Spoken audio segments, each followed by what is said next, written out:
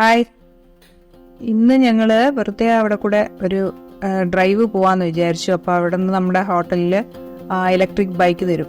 അപ്പോൾ അതിൽ ഞങ്ങൾ ഇന്ന് കറങ്ങാൻ പോയപ്പോഴത്തേനും ആ ഹോട്ടലിൻ്റെ തൊട്ടടുത്ത് തന്നെ ഒരു നല്ലൊരു ഫോട്ടോ ഒക്കെ എടുക്കാൻ പറ്റിയ ഒരു സ്ഥലം കണ്ടു. അപ്പോൾ അവിടെ നിർത്തി ഞങ്ങളിങ്ങനെ നോക്കിക്കൊണ്ടിരിക്കുന്നത്. അവിടെ ചെന്നപ്പോഴത്തേനും കുറേ പേര് ഫോട്ടോ ഒക്കെ എടുക്കുന്നുണ്ട്. അവർ ഈ മറ്റേ ടിക്ടോക്കിൽ ഇടാൻ വേണ്ടിയിട്ട് ഷൂട്ടൊക്കെ നടത്തിക്കൊണ്ടിരിക്കുമായിരുന്നു. അവർ പിള്ളേരെ കണ്ടപ്പോഴത്തേനും അവരെ നിർത്തി ഫോട്ടോ എടുത്തോട്ടെ എന്നൊക്കെ ചോദിച്ചിട്ട് അവരെയും കൂടെ നിർത്തി ഫോട്ടോയൊക്കെ എടുത്തു. ഇത് ഞങ്ങളും നെക്സ്റ്റ് ഡേയിൽ വന്ന് നല്ല ഫോട്ടോ ഒക്കെ എടുക്കണമെന്ന് വിചാരിച്ചിരിക്കും. അവിടെ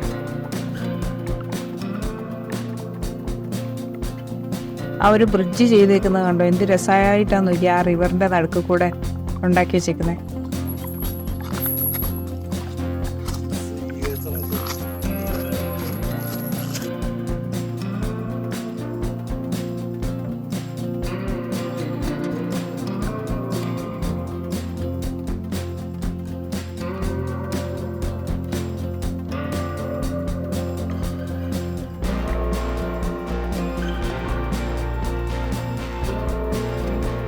ഒരു വലിയ മഴ കഴിഞ്ഞായിരുന്നു. അപ്പം അത് കാരണം ഇവിടെ എല്ലായിടത്തും ഭയങ്കരമായിട്ട് എല്ലാവരും ഇരുന്ന് ചൂണ്ടയിടലും വല വീശലും ഒക്കെയാണ്.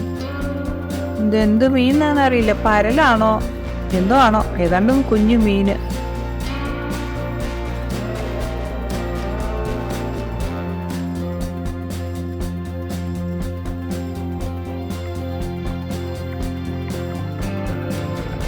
ഈ അമ്മച്ചി എന്താ ഈ പെറുക്കുന്നത്? ഞങ്ങൾ വിചാരിച്ചു ആദ്യം കല്ലാണോ ഈ പറക്കിയെടുക്കുന്നത്, ഇത് എന്ത് ചെയ്യുക, അല്ലെങ്കിൽ ഈ താമരയുടെ വിത്തെടുക്കുവാണോ എന്ന് നോക്കിയപ്പോൾ തന്നെ അത് കക്ക പറക്കിയെടുക്കുക അതിൻ്റെ അകത്തുനിന്ന്.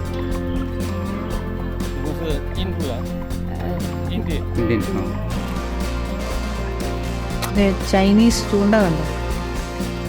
നമ്മൾ കഴിഞ്ഞ പ്രാവശ്യത്തെ വീഡിയോയ്ക്കകത്ത് എപ്പിസോഡിൽ കണ്ടില്ലായിരുന്നോ ഒരു മീൻ പിടിക്കുന്നത്? അതിൻ്റെ അകത്ത് തീറ്റയൊന്നും വേണ്ട, വെറുതെ മീനെ പറ്റിക്കാൻ വേണ്ടിയിട്ട് ഏതാണ്ട് ഒരു പ്ലാസ്റ്റിക് സാധനം ഇട്ടായിരുന്നു മീനെ പിടിച്ചിട്ടത്. ഇത് വേറൊരു തരം ചൂണ്ട.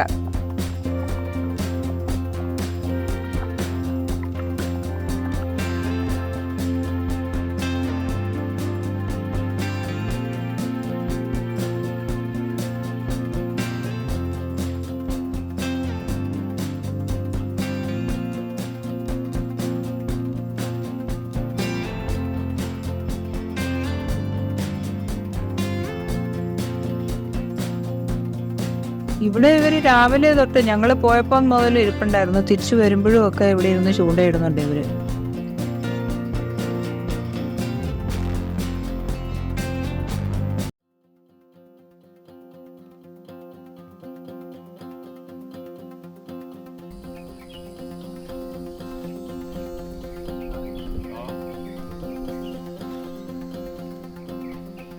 Hello. Where are you from? India. India? Yes. Yo. ഇത് ഞങ്ങൾ സ്ഥലമൊക്കെ കണ്ടു കഴിഞ്ഞ് വന്നപ്പോഴത്തേനും ഒരു സ്ഥലത്ത് ഇങ്ങനെ കണ്ടതാണേ. അത് കല്ലുമ്മക്കാന്ന് എനിക്ക് തോന്നുന്നു. ഇത് ഞാൻ ഈ കല്ലുമ്മക്ക എന്ന് പറയുന്ന സ്ഥലം കണ്ടിട്ടില്ല. ഇത് ഇങ്ങനെയാന്ന് തോന്നുന്നു. പക്ഷെ നല്ല രസമുണ്ട്, ടേസ്റ്റി ആയിരുന്നു കേട്ടോ. അവരെന്തൊക്കെയോ അവരുടെ ആ മസാല നല്ല ടേസ്റ്റുള്ള ഒരു മസാലയായിരുന്നു. അതിങ്ങനെ അവർ വെളിയിലിട്ട് നമുക്ക് ഗ്രില്ലൊക്കെ ചെയ്ത് തന്നു.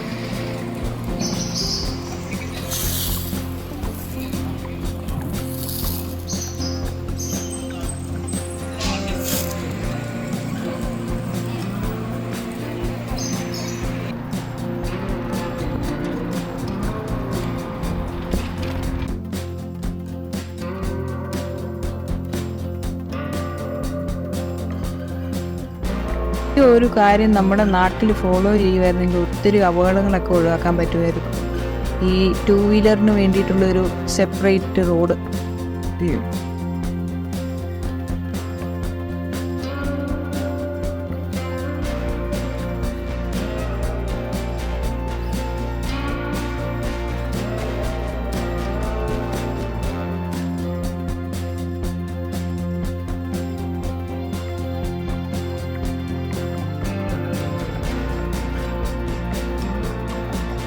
ആഹാ, ഇത് കണ്ട ഈ വഴി കൂടെയൊക്കെ പോകാൻ എന്താ സുഖം എന്നറിയോ? ചൈനയിൽ നാട്ടിൽ വണ്ടി ഓടിക്കില്ല, ചൈനയിലൊക്കെ പോയാൽ ഞാൻ വണ്ടി ഓടിക്കുള്ളൂ. പേടിക്കണ്ടല്ലോ, വേറെ വണ്ടികളൊന്നും അപ്പുറം ഇപ്പുറയൊന്നും വരത്തില്ല, ഒറ്റ ലൈനാണ്.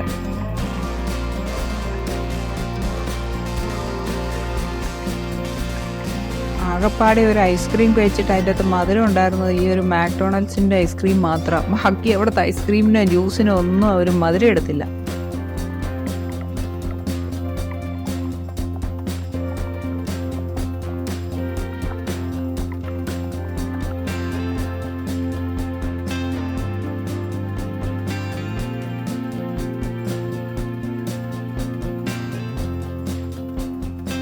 ഇത് അവിടെ ഒരു നല്ല ബേക്കറി കണ്ടപ്പോഴത്തേനും കയറിയതാണ്. അതിൻ്റെ അകത്ത് നല്ല സാധനങ്ങൾ, നല്ല ടേസ്റ്റായിരുന്നു. ഇവരുടെ പപ്സും പേസ്ട്രിയും അങ്ങനെയുള്ള എല്ലാ സാധനങ്ങളും ഉണ്ടായിരുന്നു.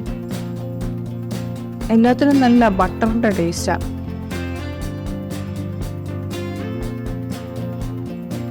പിന്നെ ഒരു സാധനം കണ്ടപ്പോഴത്തേനും അയ്യോ, നമ്മുടെ കള്ളിമുൾച്ചെടി ഇരിക്കുന്നത്, അതിൻ്റെ ജ്യൂസ്.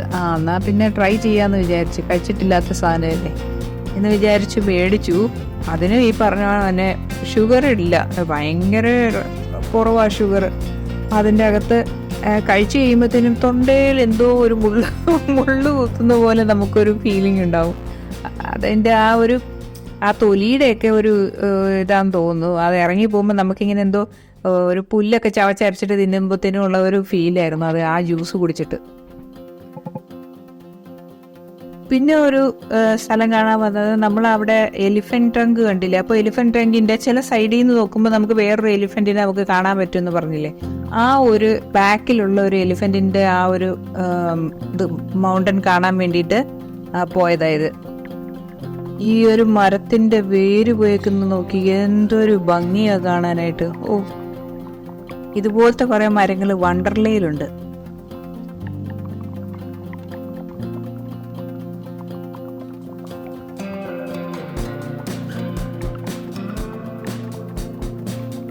ഇത് അന്ന് അവിടെ ഇങ്ങനെ നമ്മൾ ഗൂഗിളിലൊക്കെ നോക്കിയപ്പോഴത്തേനും ഒരു മൗണ്ടൻ കണ്ടു. അപ്പം അത് കാണാൻ നല്ല ശൈലിയുള്ള സ്ഥലമാണ്. കുറച്ച് ഉള്ളിലോട്ടുള്ള ഒരു ഗ്രാമപ്രദേശമായതുകൊണ്ട് ഞങ്ങളിങ്ങനെ വണ്ടി ഓടിച്ച് കുറച്ച് ഉള്ളിലോട്ട് പോയി നോക്കി.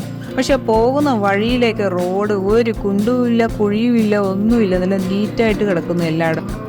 ഇത് ഞങ്ങൾ താമസിച്ച ഹോട്ടലിൻ്റെ അടുത്ത് വേറൊരു റെസ്റ്റോറൻറ്റ് ഉണ്ടായിരുന്നു. അവിടുത്തെ ഒരു ഫൗണ്ടൻ, അതിൻ്റെ അകത്തുനിന്ന് ഇങ്ങനെ മിസ്റ്റ് വരുന്നത് കണ്ട്. ഇത് കണ്ടോ, ഓപ്പൺ ബേർഡ്സ് പാർക്ക് എന്ന് പറയുന്നതൊക്കെ ഇവിടെ വന്ന് കാണണമെങ്കിൽ. ശരിക്കും ഒന്നും ചെയ്തിട്ടില്ല, ഒരു കൂട്ടിലുമല്ല, ചുമ്മാ ഇരിക്കുക.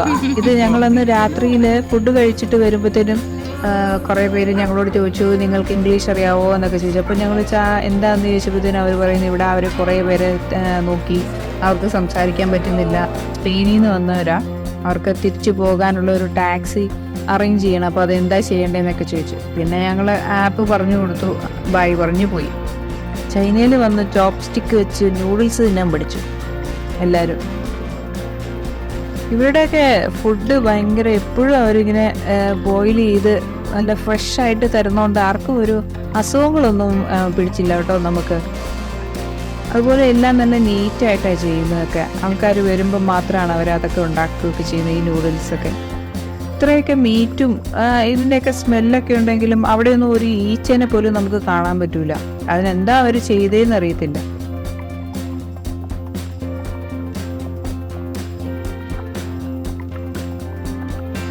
നമ്മളിനി അടുത്ത ഡെസ്റ്റിനേഷനിലോട്ട് പോവുക. അപ്പം ട്രെയിൻ എടുത്ത് വേണം പോകാൻ. അപ്പം നമ്മൾ റെയിൽവേ സ്റ്റേഷനിലോട്ട് പോവുക. ഇവിടെ 2 സ്റ്റേഷനുണ്ട്. അതിൽ നമ്മൾ വന്നിറങ്ങിയ സ്റ്റേഷനല്ല, ഇത് വേറൊരു സ്റ്റേഷനാണ്. വന്നത് നമ്മൾ ബുള്ളറ്റ് ട്രെയിനിലായിരുന്നു. ഇപ്പം നമ്മൾ പോകാൻ പോകുന്നത് നോർമൽ ട്രെയിനിലാണ്. ഇവരുടെ റെയിൽവേ സ്റ്റേഷൻ, ഒയ്യോ, അത് പറഞ്ഞറിയിക്കേണ്ട ഒരു സ്ഥലം തന്നെ കേട്ടോ. കണ്ടാലും നമുക്ക് എന്താ പറയുന്നത്, എത്ര പറഞ്ഞാലും പ്രശംസിച്ചാലും നമുക്ക് മതി വരത്തില്ല എന്ന് പറയത്തില്ലേ, എന്ന് പറഞ്ഞ പോലെയാണ്.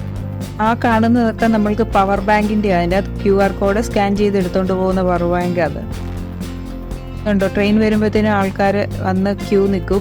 പിന്നെ അവർ സ്കാൻ ചെയ്ത് ഫേസ് ഐഡൻറ്റിഫൈ ചെയ്തിട്ടാണ് കയറ്റി വിടുന്നത്. നമ്മുടെ പാസ്പോർട്ട് അവർ സ്കാൻ ചെയ്താൽ കയറ്റുന്നത്. നമ്മൾക്ക് മാത്രം, നമ്മൾ ഫോറിനേഴ്സ് ആയതുകൊണ്ട് അവരങ്ങനെ ചെയ്യുള്ളൂ. അവിടത്തുകാരുടെ ആണെങ്കിൽ ID പ്രൂഫ് കാണിച്ചിട്ടാണ് അവർ കയറി പോകുന്നത്. ഈ സ്ഥലമൊക്കെ കണ്ടോ? ഈ ശരിക്കും നമ്മൾ എയർപോർട്ടിലല്ലാണ്ട് നമ്മുടെ നാട്ടിലോ വേറെ എവിടത്തെങ്കിലും റെയിൽവേ സ്റ്റേഷനിലോ ഞാൻ ഇങ്ങനെയൊന്നും കണ്ടിട്ടുമില്ല. ഈ ട്രാക്കിൻ്റെ ഇവിടെ ആണെങ്കിലും പിച്ചക്കാരോ അങ്ങനെ എന്തെങ്കിലും എന്താ പറയുന്നത് കടകൾ ഷോപ്പ് വെച്ച് അവിടെ വെള്ളം നമ്മൾ ഫുഡ് ഐറ്റംസോ അങ്ങനെയുള്ള ഒരു സാധനങ്ങളും അവർ ഇതിൻ്റെ ഇടയ്ക്ക് ഒന്നും അവർ വെക്കുന്നില്ല. ട്രെയിൻ വന്നു. നമ്മൾ ഇവിടുന്ന് 2 ട്രെയിൻ കയറണം. ഇവിടുന്ന് ഒരു ട്രെയിൻ കയറിയിട്ട് 4 മണിക്കൂർ കഴിഞ്ഞിട്ട് നമുക്ക് വേറൊരു ട്രെയിൻ എടുക്കണം ഷാൻജിയാങ്ജിയിലോട്ട് പോകാനായിട്ട്. ഇതിൻ്റെ അപ്പുറത്തെ ട്രാക്കുകളിലാണെങ്കിലും അവിടെയും ഒരു ബുള്ളറ്റ് ട്രെയിൻ വന്ന് കിടപ്പുണ്ട്. പിന്നെ ഇതിൻ്റെ അകത്ത് ഇവരുടെ ഒരു ഇഷ്ടപ്പെടാത്തൊരു കാര്യം എന്താണെന്ന് വെച്ചാൽ ഇവർ സ്മോക്ക് ചെയ്യും. എല്ലാവരും ഭയങ്കര സ്മോക്കിംഗ് ആയിരുന്നു. അപ്പോൾ ഈ സ്മെല്ല് ഇങ്ങനെ നമുക്ക് ഇങ്ങനെ തങ്ങി ആ എ സിയിൽ ഇങ്ങനെ കിടക്കും. അത് കാരണം നമുക്ക് ഉറങ്ങാൻ, എനിക്കൊക്കെ സ്മോക്കിങ്ങിന് സ്മെല്ല് കേട്ട് കഴിഞ്ഞാൽ പിന്നെ ഉറക്കേ വരത്തില്ല. അതുകൊണ്ട് ഉറക്കം ശരിയായില്ല. എല്ലാവരും ഈ ബാത്റൂം സൈഡിലിൻ്റെ അവിടെ പോയി നിന്ന് ഇവർ ഈ സ്മോക്ക് ചെയ്തുകൊണ്ടിരിക്കും.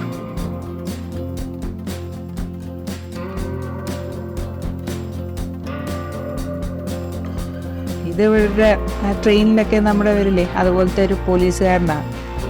അയാളുടെ ലൈറ്റ് ഇങ്ങനെ മിന്നിക്കൊണ്ടിരിക്കും. കുറേ നേരം വന്ന് നിന്ന് നമ്മളോട് സംസാരിക്കണം എന്ന് അയാൾക്കുണ്ടായിരുന്നു. ഭാഷയുടെ പ്രശ്നം കാരണം അയാൾ അങ്ങനെ നിൽക്കുമായിരുന്നു.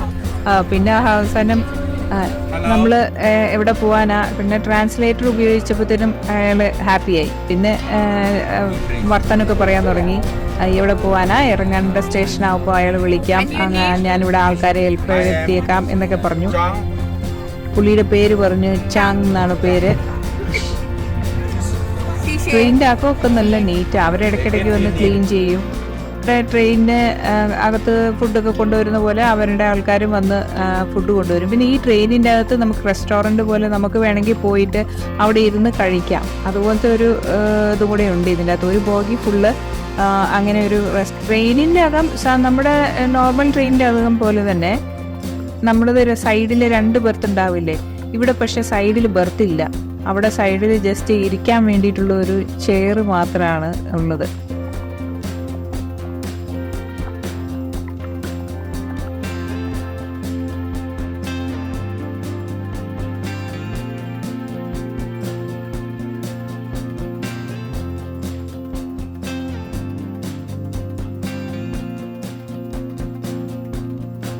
ആ ട്രെയിൻ ഇറങ്ങി നമ്മൾ അടുത്ത ട്രെയിനിന് പിടിച്ചു.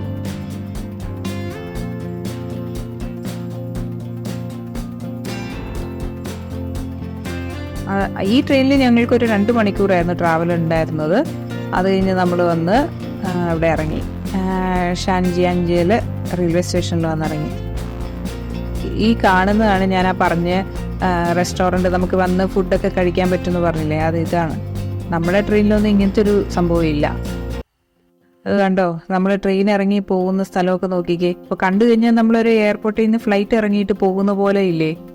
അയ്യോ, അത് എനിക്കാണെങ്കിൽ അവിടെ ചെന്നിട്ട് ഏറ്റവും ഇഷ്ടപ്പെട്ട സ്ഥലം എന്ന് പറഞ്ഞത് ഇവരുടെ റെയിൽവേ സ്റ്റേഷനായിരുന്നു കേട്ടോ. ഇത് കണ്ടോ, ഇതിൻ്റെയൊക്കെ പരിസരം നോക്കി. എന്തോ വലിയ സ്ഥലം നോക്കിക്കേ. ഇത്രയും വലിയ സ്ഥലം എന്ത് നീറ്റായിട്ടാണ് അവർ വെച്ചേക്കുന്നത്.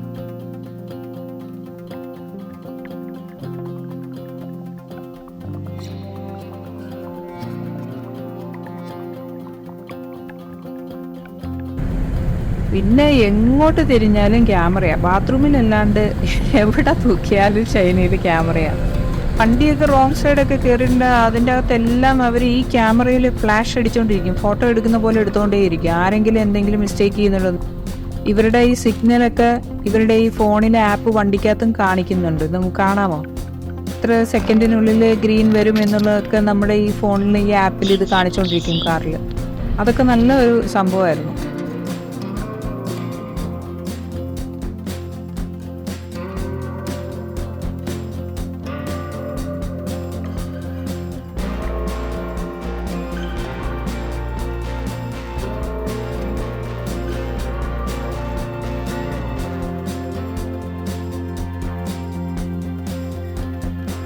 അത് ഞങ്ങൾ അവിടെ ബുക്ക് ചെയ്തൊരു ഹോട്ടൽ.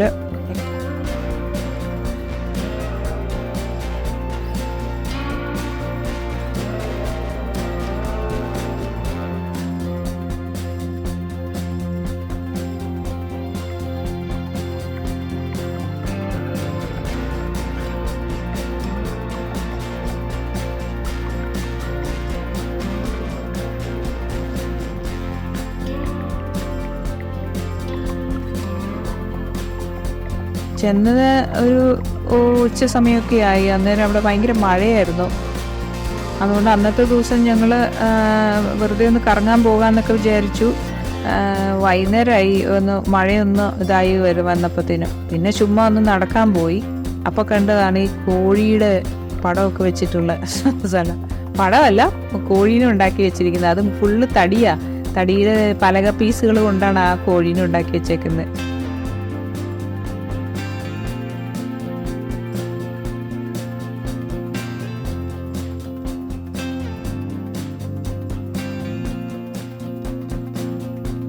ഇതാണ് ഷാൻജാൻജെ ഫോറസ്റ്റ് നാഷണൽ പാർക്ക്.